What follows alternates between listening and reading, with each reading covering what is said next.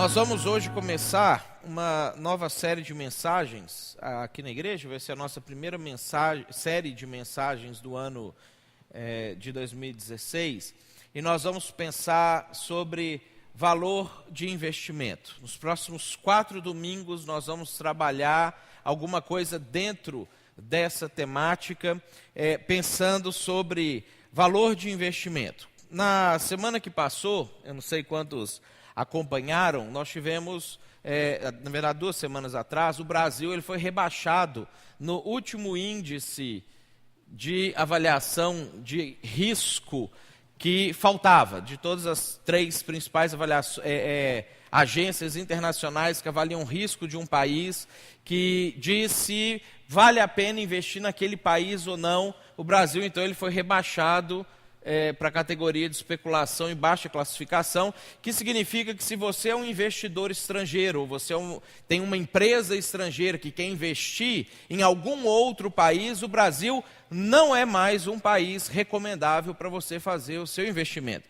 Significa que se você fizer o seu investimento no Brasil, você tem uma chance muito grande de tomar um calote e perder o seu investimento. E talvez se você não tomar o calote, o seu investimento ele no máximo vai empatar. E isso é péssimo, obviamente, para um país que as empresas estrangeiras, o dinheiro estrangeiro, ele vai todo embora. Na contramão disso, a gente tem visto como que a Argentina, que estava dentro dessas categorias aqui, subiu por conta da mudança de governo lá, e as empresas começaram a confiar que elas podem investir e ter um bom retorno, porque a política econômica mudou. E no mundo é assim que funciona.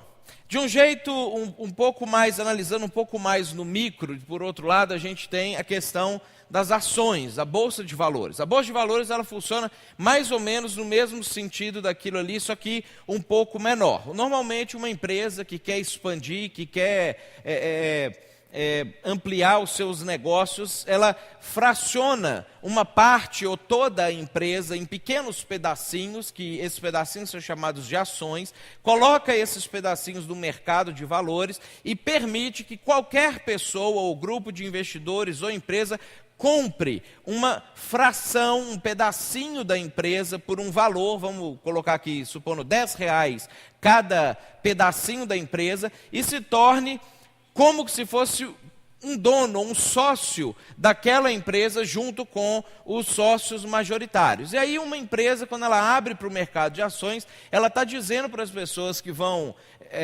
adquirir as ações, que se eles investirem R$10 para comprar uma ação naquela empresa, aquela empresa ela vai ampliar os seus negócios, ela vai conseguir investir em outras áreas de mercado, e aí a empresa, ao invés de cada pedaço da empresa valer R$10, vai começar a valer R$15. E aí se você investiu R$10, você depois pode vender aquele mesmo pedaço e você vai ter um ganho de 50% dentro do seu investimento.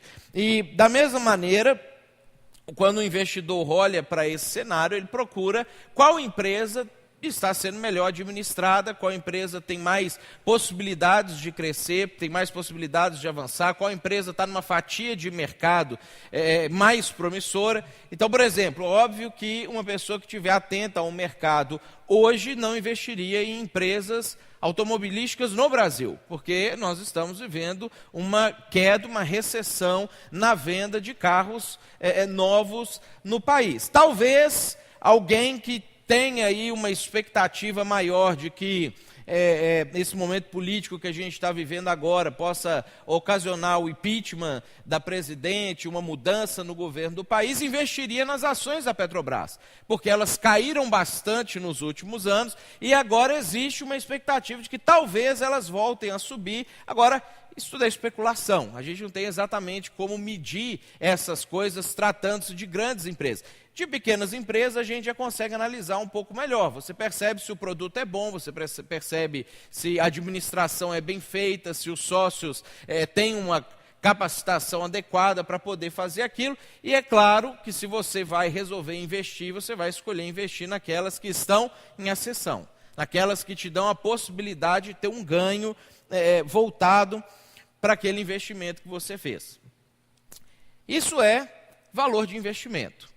Quanto vale um país quanto vale uma empresa, se você investir num país ou se você investir numa empresa, quanto de retorno você vai ter por conta daquele investimento. Agora pensa comigo, essa verdade, essas realidades que a gente vê no grande e no médio, a gente observa isso no micro também. Pessoas também têm um valor de investimento. Talvez um pouco diferente da maneira como a gente avalia um país ou da maneira como a gente avalia uma empresa, mas pessoas também têm um valor que, se você investe na vida da pessoa, ela vai te dar um certo retorno ou não daquilo que você investiu na pessoa. Existem pessoas que, quando recebem algum tipo de investimento, seja carinho, seja atenção, seja um investimento financeiro mesmo, seja uma oportunidade de trabalho, essa pessoa ela retribui acima daquilo que ela recebeu no primeiro momento.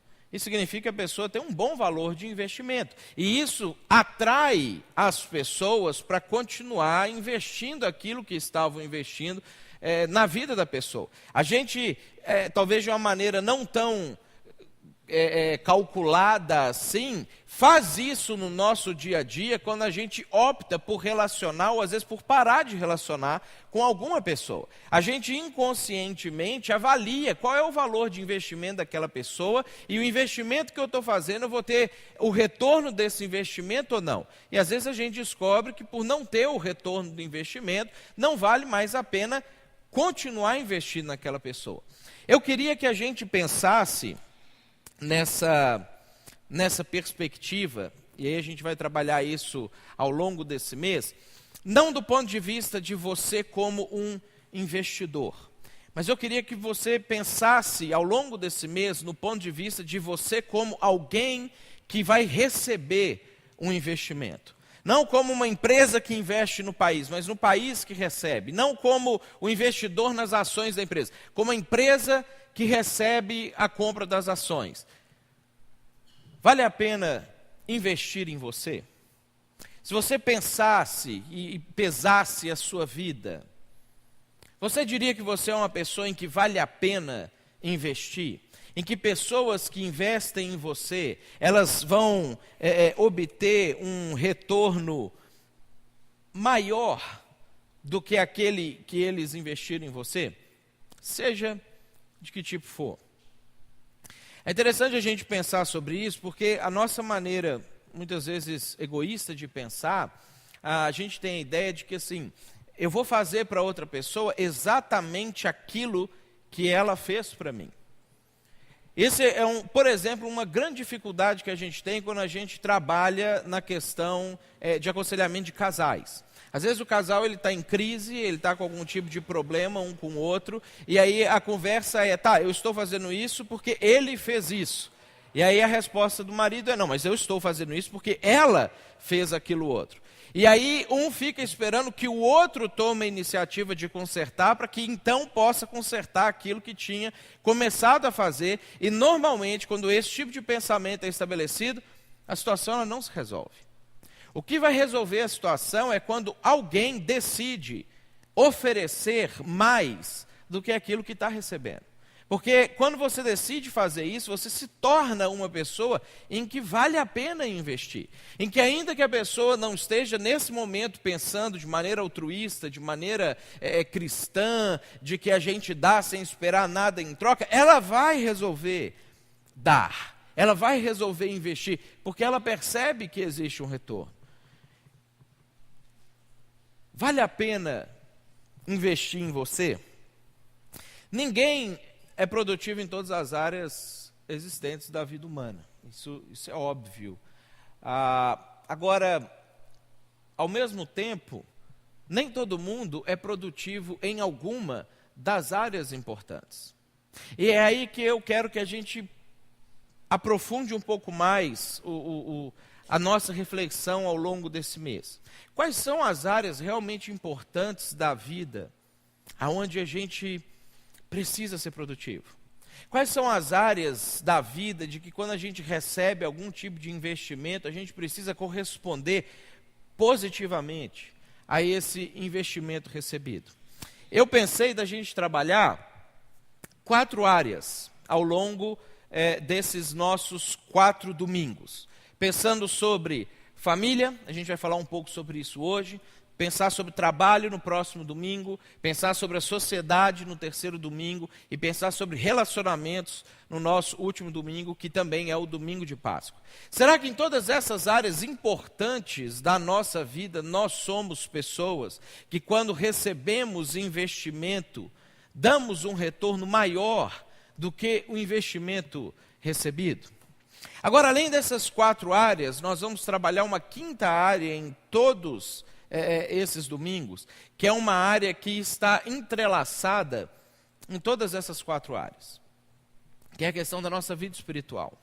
A nossa vida espiritual, ela permeia todas as áreas importantes ou não importantes da nossa existência. A nossa vida espiritual, ela traz um equilíbrio para áreas da nossa vida que às vezes a gente tentando fazer simplesmente do nosso esforço, com a nossa força de vontade em que ela se equilibre, a gente não consegue fazer isso.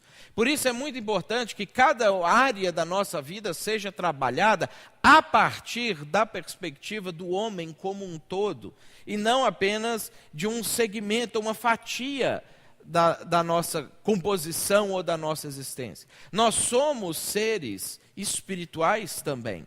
Não tem como a gente afastar a espiritualidade como se isso fosse só uma coisa que a gente faz de vez em quando e pensar que as outras áreas da nossa vida elas estão isentas da nossa vida espiritual. E é isso que a gente vai observar Jesus tentando chamar a nossa atenção. Pensando sobre a questão da família, a família ela é um núcleo importantíssimo da nossa sociedade. Todo mundo aqui que já foi ou fez algum tipo de consulta a um psicólogo, ou um psiquiatra, ou um psicanalista, nem que seja um exame psicotécnico para alguma coisa, sabe que uma das primeiras perguntas que o psicólogo faz para você é: como é o seu relacionamento com a sua família? Como foi o seu relacionamento com seus pais? Como era o seu pai? Como era a sua mãe? Quando você era criança, você tinha irmãos? Quantos irmãos eram? Eram irmãos? Eram irmãs? Você era mais velho? Você era mais novo? Porque a família traz equilíbrio ou desequilíbrio para a nossa vida. A família influencia bastante na maneira como nós vamos ser o resto da nossa vida. Coisas que às vezes a gente nem sabe. É interessante que a Néder e o Patrick mencionaram agora há pouco as influências que eles tiveram dos pais nos relacionamentos. E como que isso num primeiro momento foi embaraçoso, foi complicado e que eles precisaram resolver isso para que o casamento deles não fosse reflexo de uma tentativa de imposição única de como eram as famílias. Porque as nossas famílias influenciam grandemente como a gente vai ser. E aí, como a gente está pensando agora de uma outra perspectiva, a gente não está pensando da perspectiva de se vale a pena a gente investir na nossa família ou não. Eu quero que a gente mude a maneira de pensar e eu quero que você responda para você mesmo. Você é uma pessoa que traz equilíbrio ou desequilíbrio para os membros da sua família? Daqui a muitos anos, quando as pessoas que estão junto com você, ou poucos anos, a pessoa ela for questionada num exame por um psicólogo, por um psiquiatra, sobre como é que é o relacionamento dela com a família, e ela tiver que falar sobre você, o que ela vai falar sobre você? Ela vai dizer que você foi alguém que trouxe equilíbrio, que trouxe um balanceamento para a vida dela, trouxe um norte, trouxe um rumo, trouxe ela para a sensatez quando ela pensou em fazer coisas insensatas? Ou será que ela vai dizer que você é uma das pessoas que causa traumas ou desequilíbrios na vida dela? Família é uma das coisas muito importantes que a gente precisa pensar a respeito do nosso valor de investimento. Se a nossa família investir na gente um pouquinho, elas vão ter um retorno superior àquele que elas investiram na gente. Elas vão obter de nós mais do que aquilo que elas investiram. Pensando sobre a questão da espiritualidade, o ser humano ele sabe que a vida não é apenas aquilo que ele vê. A gente sabe disso. A gente sente de alguma maneira que não é só isso. A gente percebe que a nossa existência ela não se limita aos dias de vida que a gente tem na nossa história aqui. A gente sente isso de alguma maneira. A gente sente isso muito claro quando a gente às vezes para por algum motivo, por alguma situação, algum tipo de crise que a gente enfrenta na vida, e a gente começa a pensar, para que isso tudo? Para que eu estou fazendo o que eu estou fazendo? Por que eu estou trabalhando onde eu estou trabalhando? Por que eu estou fazendo as escolhas que eu estou fazendo? Por que eu estou traçando esse rumo para a vida que eu estou traçando? Às vezes a gente para pensar a respeito disso também quando a gente alcança algum tipo de posição profissional ou uma posição material em que a gente tem um certo conforto, tem uma certa estabilidade, e quando a gente chega lá a gente descobre que não era isso. A gente achava que era, mas não foi isso que trouxe equilíbrio para a nossa vida, não foi isso que trouxe realização. A gente ainda está incompleto, ainda está faltando alguma coisa. Então, a gente sabe que existe algo mais do que simplesmente aquilo que a gente está vivendo aqui. A gente sente isso o tempo todo. Agora, a espiritualidade ela é importante, porque além dela trazer equilíbrio para todas as áreas importantes da nossa vida, e as menos importantes do que essas também, a espiritualidade, ela liga a gente de volta a Deus. Ela reconecta a gente com Deus. Ela restaura o nosso relacionamento caído com Deus. Ela permite que a gente consiga obter perdão dos nossos pecados e das nossas falhas cometidas até então e ter a oportunidade de recomeçar a nossa vida agora a partir de um centro de equilíbrio. Por isso a espiritualidade é importante. Por isso que ela acaba permeando todas as coisas que a gente vive ou experimenta na nossa vida. Agora, então, ao mesmo tempo que traz a medida adequada para a gente viver, ela devolve a gente para a causa única da nossa existência, que é uma vida que honre a Deus, que é uma vida que cumpra o objetivo final para o qual ela veio existir. O que é espiritualidade para você? Você trata isso como uma fatia da sua vida? Você trata isso como um momento que você precisa encaixar em várias outras situações? Ou você tem conseguido perceber a influência que isso tem em cada aspecto, em cada assunto da sua vida? E obtido o equilíbrio da vida com Deus a partir disso aí? Quando a gente pensa sobre essa questão do valor do investimento, e quando a gente pensa sobre essa questão da importância da espiritualidade nas áreas importantes da nossa vida, a gente descobre que Deus investiu na nossa vida espiritual. Deus fez um investimento na gente. Deus olhou para a gente e pensou, vale a pena investir. Eu vou tentar. Eu vou lançar as minhas ações ou comprar as ações dessa pessoa para tentar contribuir para que essa pessoa dê um retorno acima daquilo que ela tem dado quando ela recebe os investimentos normais da vida. E aí eu te pergunto, você diria que os investimentos de Deus em sua vida produziram os resultados adequados? Se você pensar sobre a expectativa de Deus quando Ele investiu na sua vida, você conseguiria perceber que Ele está satisfeito porque Ele vê aquilo e Ele fala, muito bem, filho bom e fiel. Era isso aí que eu estava esperando. Ou será que Deus está como os investidores do Ike Batista, que tinham uma expectativa enorme que o pré-sal ia ser a salvação de tudo, e mal sabiam que ele já estava quebrado. E mal sabiam que já não havia mais liquidez na empresa para poder manter as coisas acontecendo. Responder essa pergunta nos ajuda a medir o valor de investimento das nossas vidas. Nos ajuda a avaliar se há em nós elementos que precisam ser trabalhados para que a gente, não produzindo, possa passar a produzir.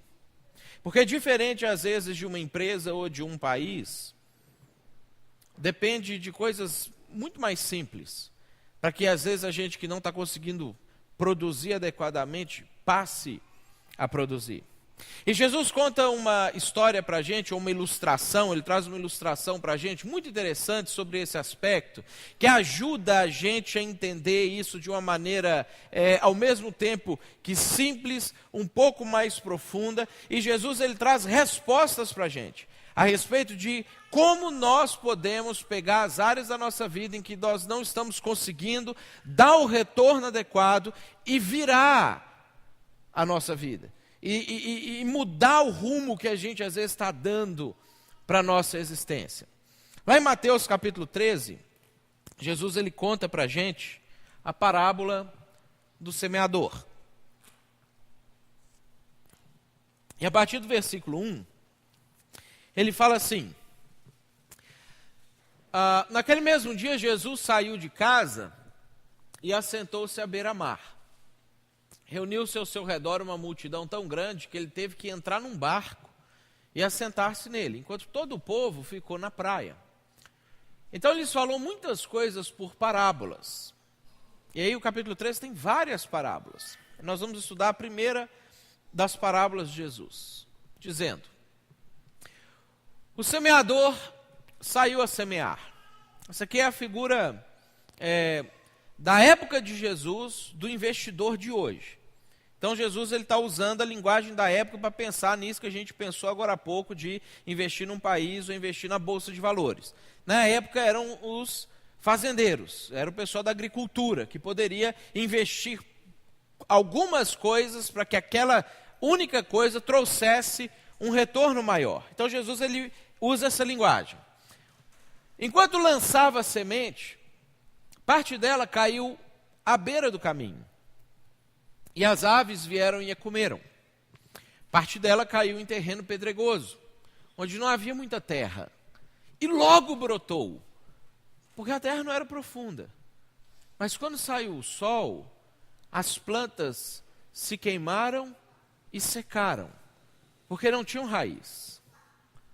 Outra parte caiu entre espinhos, que cresceram e sufocaram as plantas. Outra ainda caiu em boa terra, deu boa colheita, a 100, 60 e 30 por 1. Olha que interessante. Jesus ele compara o que ele estava fazendo, a mensagem que ele estava comunicando para as pessoas, com a semente. E ele compara as pessoas para quem ele estava comunicando a mensagem aos solos. Então Jesus ele está falando para as pessoas: olha, vocês estão recebendo um investimento. A semente, ela sempre tem a mesma capacidade de produção. A mensagem que a gente recebe de Jesus para a vida da gente, ela sempre tem a mesma capacidade de transformação de vidas. Ela sempre tem a mesma capacidade de salvação. Ela sempre tem a mesma capacidade de trazer para a gente um sentido maior para a nossa existência e melhorar a nossa vida não só agora, como para sempre. A questão é o solo. A questão é onde essa semente caiu. A questão é como essa mensagem é recebida por cada tipo de pessoa.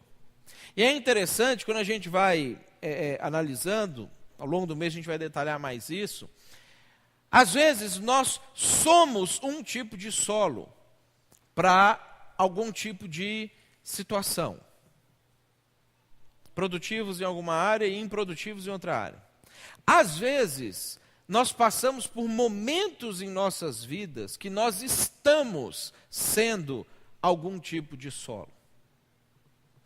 E quando Jesus ele fala isso, e a Bíblia sempre vai trazer essa coisa para a gente, ela nunca traz como uma situação de desesperança, de que se você identificar que você é um dos solos que não produz, você simplesmente abaixa a sua cabeça, se entristece e fala, eu já sabia, eu não produzo mesmo, e minha vida inteira tem sido assim. A Bíblia ela chama a gente para refletir sobre aonde nós não estamos produzindo, e traz a resposta, a solução para que a gente, se começar a fazer determinada coisa, então a gente possa passar a produzir.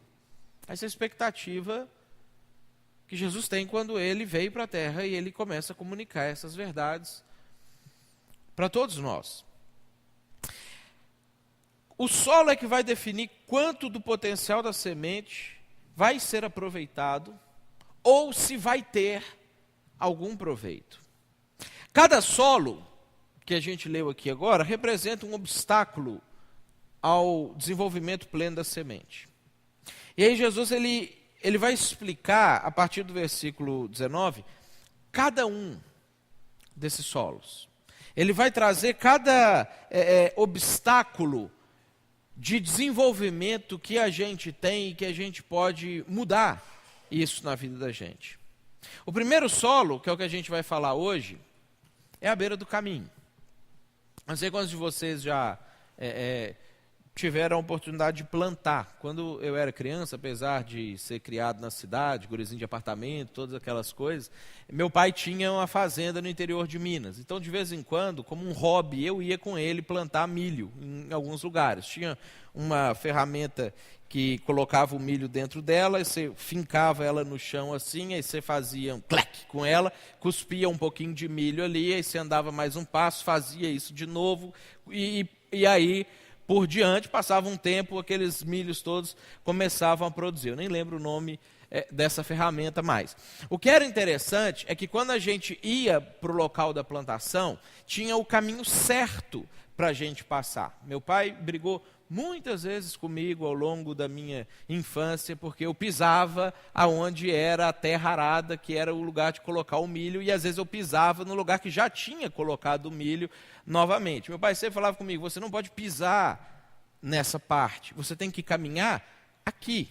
E aí quando meu pai apontava para esse aqui, normalmente era um lugar mais parecido com esse, só que mais estreitinho, que não nascia nada, não tinha a plantação em si, não tinha grama, não tinha erva daninha, não tinha absolutamente nada. Era terra.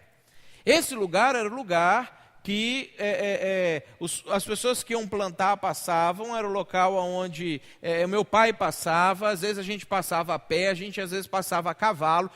E era interessante observar que, por tanto passar pelo mesmo lugar a cavalo, às vezes os cavalos sozinhos, já livres, andavam por aquela trilhazinha, de maneira que, de tanto bater e compactar aquela terra, nada crescia ali. E Jesus está falando desse lugar. Jesus está falando que alguns de nós, em algumas áreas, podemos ser assim. Alguns de nós, em algumas áreas da vida, e às vezes na área da vida com Deus, podemos estar com o nosso coração tão pisado e caminhado e compactado, que nada penetra ali mais. E é isso que Jesus fala na parábola. A semente que cai ali, ela não tem espaço para se esconder debaixo da terra e começar o processo de germinação. Não dá nem tempo de bater um vento e jogar essa semente de volta para a parte de plantação, ou uma chuva bater e correr, porque as aves conseguem alcançar a semente quando ela está no caminho. Que às vezes elas teriam que ciscar e ter mais dificuldade se ela tivesse já enterrada. E aí Jesus, lá no versículo 19, ele explica essa parábola para a gente. Ele diz o seguinte: quando alguém ouve a mensagem do reino e não a entende, o maligno vem e lhe arranca o que foi semeado em seu coração. Esse é o que foi semeado à beira do caminho. Jesus chama esse solo de ignorância. Ignorância não no sentido que às vezes a gente usa para xingar as pessoas. A pessoa às vezes é meio bruta, alguma coisa assim. Fulano é ignorante. Ignorância no sentido literal da palavra. É o fato da gente ignorar as coisas, da gente não saber as coisas, da gente não ter conhecimento, compreensão do conhecimento que chega até nós.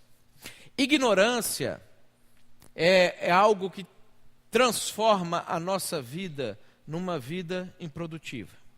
Ignorância faz com que a gente perca o valor de investimento na nossa vida. A ignorância, ela acontece por alguns motivos. E são mais do que esses que eu coloquei aqui, mas eu listei talvez alguns que são os principais. Primeiro, falta de oportunidade. Muita gente não sabe alguma coisa porque nunca teve a oportunidade de saber sobre aquilo. E a gente, de fato, vive num país em que nós estamos começando a ter as oportunidades de aprendizado de alguns anos para cá. Há um tempo atrás, a gente não tinha oportunidade de aprendizado em várias áreas, em vários setores da nossa maneira de organizar o país. Às vezes, a gente não conhece a mensagem do Reino de Deus porque nos faltou oportunidade. Porque ninguém chegou para a gente e contou para a gente, ou se dispôs a contar para a gente o que é que Jesus fez por nós. Falta de oportunidade. Outro motivo da ignorância é o desinteresse. Esse talvez seja mais forte do que a falta de oportunidade. Porque às vezes a gente não tem a oportunidade, mas poderia correr atrás para descobrir ou para aprender. E às vezes, mesmo a oportunidade chegando para a gente, por desinteresse, aquilo não tem significado nenhum para a vida da gente. E a gente vai voluntariamente, propositadamente, mantendo a ignorância na vida da gente. E desconhecendo as coisas. Outro motivo é a preguiça. Às vezes, você até teria vontade de fazer, mas você não tem ânimo para fazer. Às vezes você pensa, puxa, eu tenho a oportunidade de ter um aprendizado, às vezes de fazer uma faculdade, às vezes de fazer um curso, às vezes de ficar próximo a alguém que sabe aquele ofício e pode me ensinar alguma coisa, às vezes de vir à igreja para poder aprender coisas relacionadas ao reino de Deus. E eu até gostaria de saber, mas quando chega a hora, você fala, hoje não, vou deixar para amanhã. É um grande problema que é a tal da procrastinação.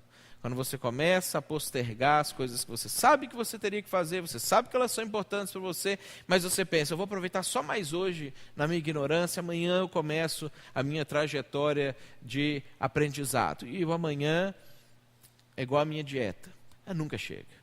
A gente vai sempre postergando, é o último brigadeiro, é o último churrasco, é a última Coca-Cola. E a gente vai se mantendo assim, por preguiça. Eu não quero fazer aquilo que eu teria que fazer para deixar de ser uma pessoa ignorante. Outro motivo é o preconceito.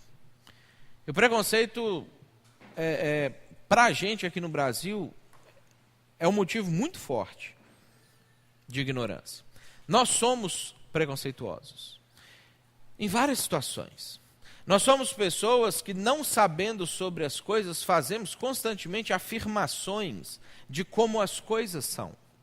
Eu acho engraçado, claro que aqui na igreja não acontece, vou contar um caso que acontece quando eu vou em outras igrejas. Mas às vezes eu vou em outras igrejas, em outros lugares, para ensinar a respeito de alguma coisa, e às vezes é alguma coisa que eu estudei, que planejei, coloquei lá direitinho, pesquisei os livros que falam sobre aquele assunto, já fizemos aqui, funcionou aqui, aí vamos ver como é que vai lá. Aí vem uma pessoa que nunca pensou no assunto, é a primeira vez que ele está tendo contato com aquele assunto, ele participa da palestra, ele chega para mim e ele começa a afirmar as coisas como elas são, puramente por palpite, puramente porque ele resolveu afirmar que as coisas são daquele jeito, sem nenhum tipo de base, fala as coisas todas erradas e habitualmente vai continuar fazendo errado, como já estava fazendo antes. Às vezes a gente estabelece que a gente é o dono da verdade sobre determinadas situações e a gente vai criando as nossas preconcepções sobre o assunto e isso impede a gente de aprender. A gente lida com uma coisa que é fruto de grande preconceito, que é a igreja. Igreja é um local que atrai preconceitos. Todas as pessoas que você perguntar na rua, que às vezes nunca pisaram dentro da igreja, elas têm opiniões muito fortes, muito definidas sobre como a igreja é ruim, ou como a igreja pode ser um lugar de manipulação, como a igreja pode ser um lugar de extorsão, de alienação. E a gente, às vezes, acreditava nessas coisas, às vezes a gente ainda acredita em algumas coisas relacionadas com isso. Preconceito impede a gente de aprender e de conhecer, e de deixar a ignorância. Pensando agora não só sobre os motivos, mas sobre as áreas em que a ignorância ela afeta a gente de alguma maneira. Nós temos basicamente 3 áreas, existem outras também, mas 3 que eu acho que são as mais interessantes a gente pensar sobre elas. Primeiro, é não saber determinado conteúdo. Você simplesmente não sabe. Não chegou para você o conhecimento. Você precisa ler sobre o assunto, ou fazer uma aula, ou buscar e perguntar a alguém que sabe sobre aquilo para você passar a saber. Agora, um outro tipo de ignorância, que às vezes a gente vive nele também, é não saber usar o conteúdo aprendido. Você pode aprender, você leu, você sabe sobre aquilo, mas na hora que chega na hora de colocar em prática, você não sabe como fazer isso. E talvez esse é uma das maiores entraves para que a gente faça as coisas certas em quase todas as áreas da vida da gente, quando a gente pensa nas áreas importantes. Se você parar para pensar sobre família, problemas que às vezes a gente tem na nossa família, elas não são porque você não sabe o que é certo e o que é errado de fazer. Os problemas, eles não são porque você não sabia que às vezes você tinha que falar com um pouco mais de gentileza com o seu marido ou com a sua esposa, que talvez você deveria ter gastado um pouquinho mais de tempo educando o seu filho em alguma área, que você talvez deveria ter tido um pouco mais de paciência com seus pais idosos, e que por estarem idosos estão às vezes passando um pouco do limite nas coisas que eles falam, e você sabe que você tinha que fazer e tinha que agir de tal e tal e tal situação na hora que você estava passando por aquilo. O problema é que às vezes a gente não sabe como fazer isso na hora que os problemas surgem para a gente. Pensa nos pecados que você cometeu, sei lá, no último mês. A gente é pouco pecador, então um mês talvez dá para lembrar 1 ou 2 pecados que a gente tenha cometido. Você não pecou porque você não sabia que era errado fazer aquilo. Você sabia que era errado. Você já tinha lido isso em algum lugar, lido na Bíblia, ou num livro, ou me ouvido falar, ou ouvido alguém comentar sobre esse assunto, ou perguntado para alguém que caminha junto com você. Você sabia que aquilo era pecado. Mas quando surgiu a oportunidade de escolher entre fazer o certo e fazer o errado, às vezes você não sabia como usar o conhecimento e evitar o pecado. Terceira área que a ignorância às vezes afeta é não saber fazer a leitura dos contextos. Às vezes a gente não consegue ler as pessoas, as situações, os momentos que a gente está vivendo para fazer uma adequada aplicação do conteúdo que a gente já aprendeu. Você já sabe o conteúdo, você já sabe aplicar, mas talvez você não consiga entender qual é a hora certa de fazer aquilo ali. E isso vai se aplicar em todas as áreas da nossa vida. Todas as áreas da nossa existência. A Bíblia ela se preocupa muito com isso. Ao contrário de alguns preconceitos que às vezes a gente estabelece, a Bíblia ela deseja que a gente seja sábio, que a gente conheça, que a gente aprenda. Ela não deseja que a gente seja limitado na nossa compreensão das coisas da vida. Lá em Provérbios capítulo 1, no versículo 7, é um dos lugares que nós somos constantemente exortados a abandonar a ignorância e buscar o conhecimento. Lá no versículo 7, fala o seguinte: só os loucos recusam ser ensinados. Só os loucos desprezam a sabedoria e o ensino. Eu não sei se você já parou para pensar, talvez você já fez isso, você não precisa levantar a mão, mas a gente vive numa sociedade em que o conhecimento ele é desprezado. o conhecimento às vezes ele é motivo de chacota.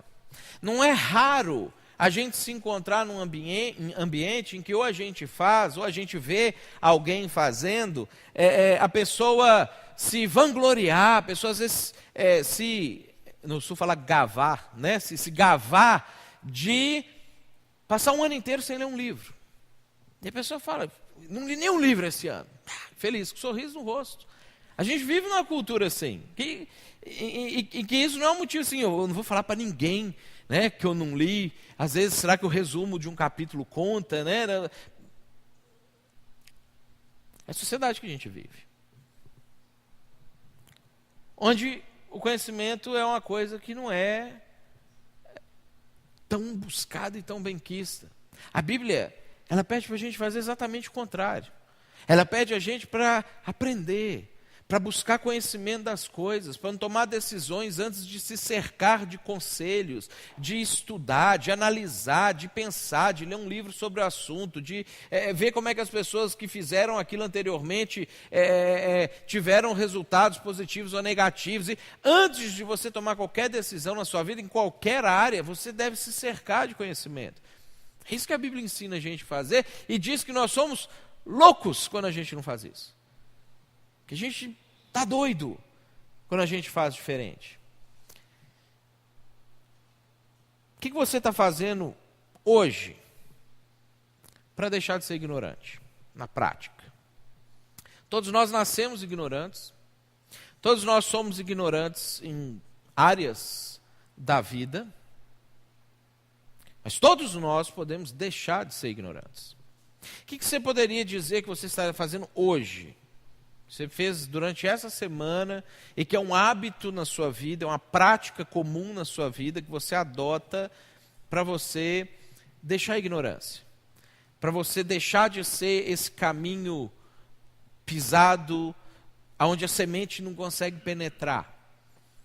Áreas que você sabe que são muito importantes, que você torne uma pessoa de valor naquela área, que aquilo que tem sido semeado se transforme em uma reação superior àquilo que foi semeado na sua vida, mas que você vê que passa dia após dia, mês após mês, ano após ano, e não muda. E é as mesmas coisas, são os mesmos erros, são os mesmos problemas, é o mesmo sofrimento que às vezes você está passando na sua vida.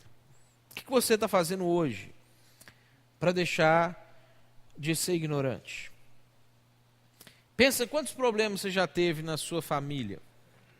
Ou às vezes você tem na sua família, que é ou porque você não sabe como agir, ou você sabe como agir, mas você não sabe como colocar em prática, ou você até sabe como colocar em prática, mas você nunca sabe o momento certo de fazer. Você sempre erra o ponto, você sempre chega um pouquinho atrasado.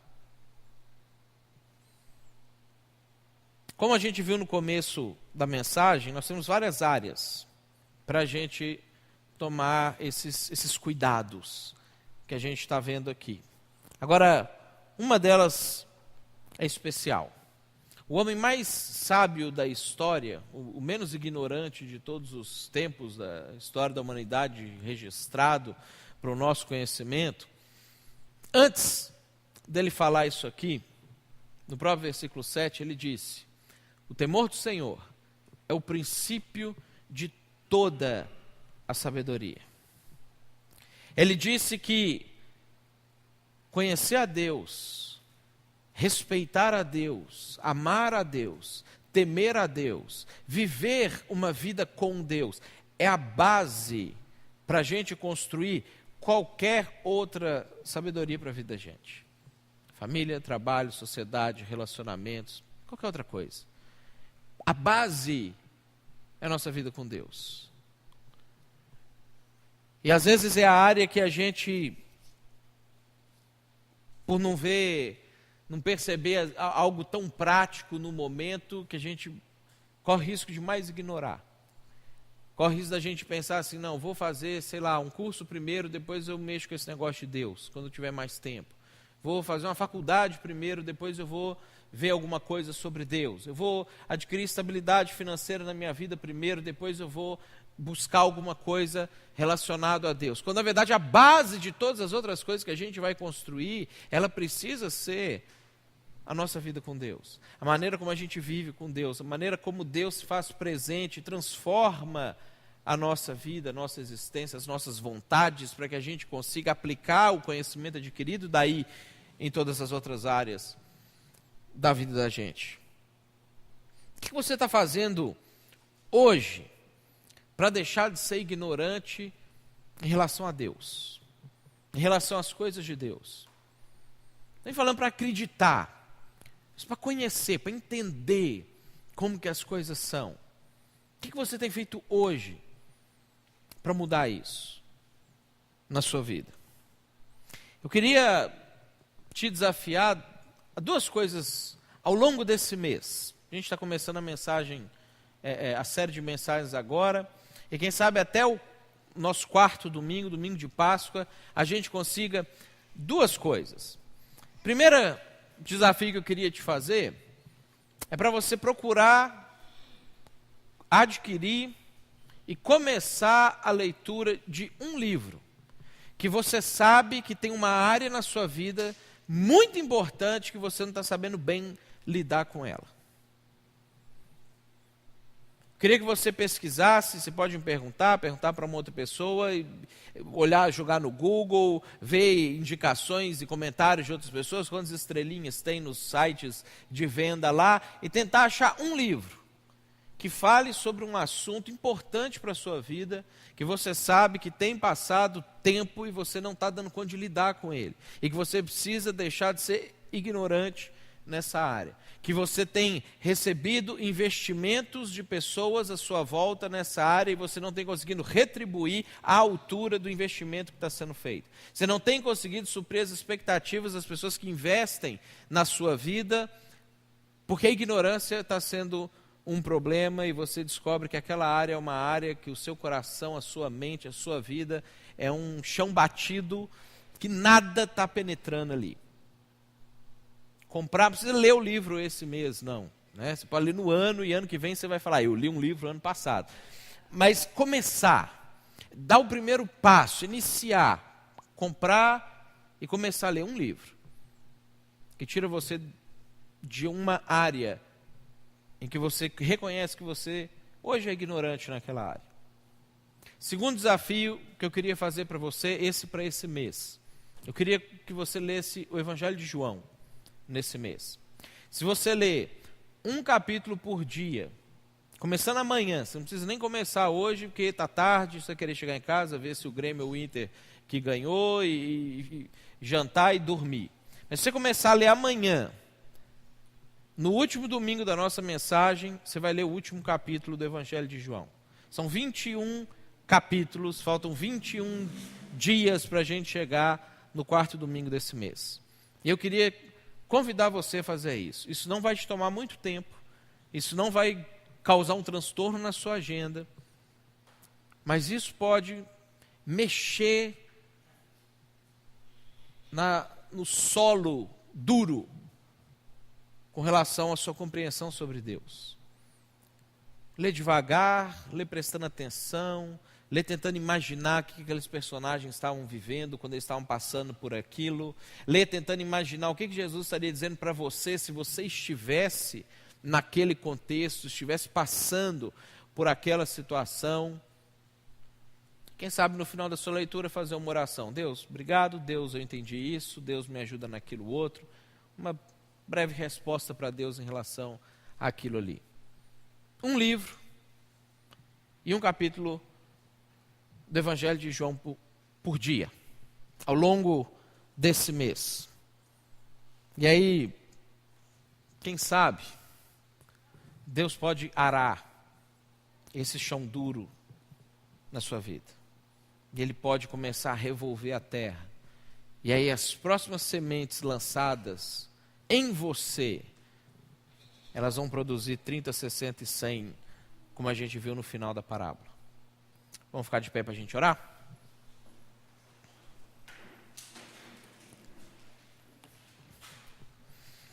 Senhor, nós somos gratos a Ti pela Tua bondade, Teu cuidado com a gente.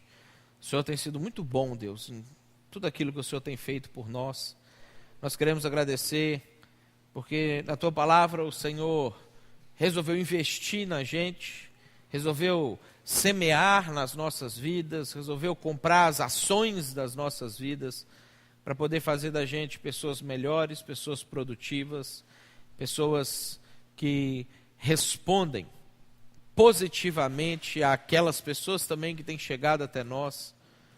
Nós queremos agradecer ao Senhor por isso e queremos nesse momento pedir que o Senhor are a terra do nosso coração, da nossa mente, da nossa vida, aonde o Senhor percebe, Deus, que o solo está duro, está pisado, está impenetrável, para que a gente possa deixar de dar prejuízo, Deus, e no final a gente percebe que o prejuízo é nosso. No final a gente sempre percebe que é a gente que sofre, é a gente que se entristece, que se deprime, que se angustia, e a gente quer sair disso, Deus. Nós queremos ter uma vida melhor, nós queremos começar a alcançar aquela felicidade que o Senhor desde o início projetou para a gente, que o Senhor promete devolver para a gente, apesar de todo o estrago que a gente fez. A gente quer começar a alcançar isso.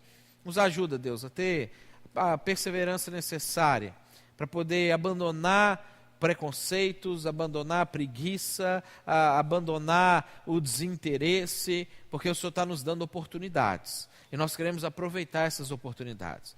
Peço que o Senhor abençoe cada um de nós, a semana que cada um vai ter, aquilo que cada um vai viver ao longo dessa semana, que o Senhor esteja cuidando, protegendo, guardando, livrando do mal, dando sabedoria para tomar as decisões certas e adequadas, para que a gente possa, Deus, passar por mais essa semana debaixo da Tua bondade, da Tua graça, do Teu amor, e voltar, Deus, na próxima semana com o coração cheio de alegria e de desejo de continuar conhecendo ao Senhor. Esse é o nosso desejo, é a oração que a gente faz. Peço que o Senhor leve cada um em paz para a sua casa, debaixo da proteção, do cuidado do Senhor. Livra-nos de todo o mal e não nos deixe cair na tentação de permanecer na ignorância, Deus. No nome de Jesus. Amém. Deus te abençoe.